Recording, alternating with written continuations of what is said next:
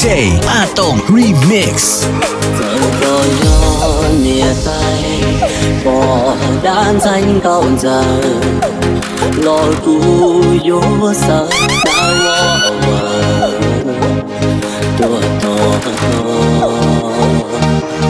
giờ tiền nó có yêu lo chỉ trong lý lúa cho có lúa của mùa chỉ cho qua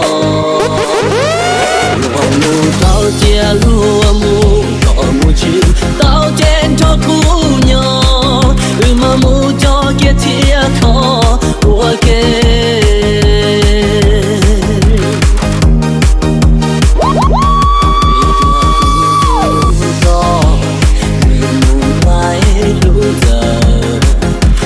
cho cho con lời vô tao có tao thật là sự ra lòng tua mua tua yo thành có gió tua ra tua tua kia quyền có nhau cùng lâu chia kia có nhau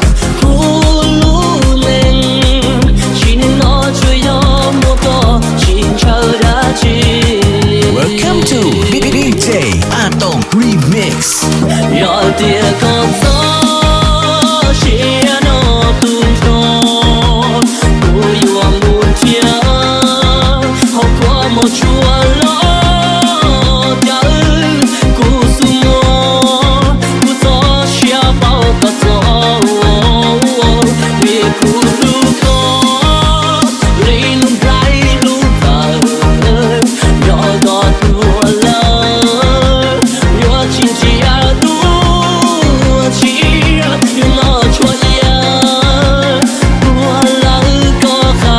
Welcome to DJ Atong Remix.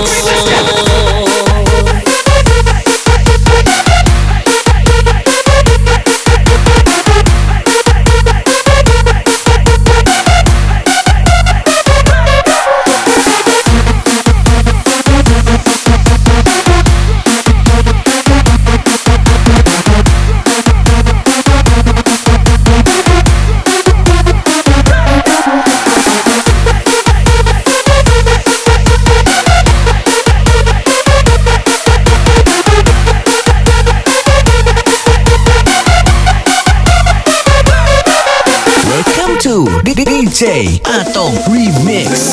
Cho có cô mùa nỡ có xa bù đã yêu anh gì lu lu cũng qua chỉ khi không đi cha mùa có nhớ ý xa rằng mùa đã mua cho lo chuyện trai yêu mu có cho luôn đủ chia lỡ chỉ mua lên cứ cho có. Welcome to DJ Atong Remix. Nhỏ tia con gió chia nó tung tròn, tôi yêu muốn chia học qua một chùa lo cha ơi, cú sumo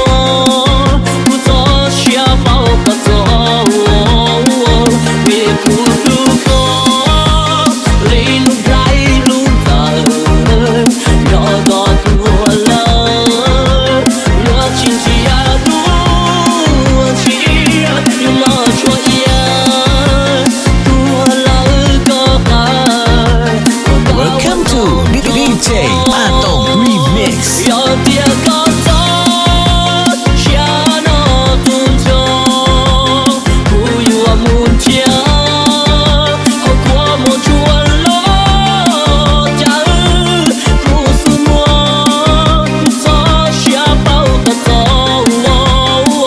vì cú lu có lấy nung trái luôn giờ đó có tua la. Yo chín chia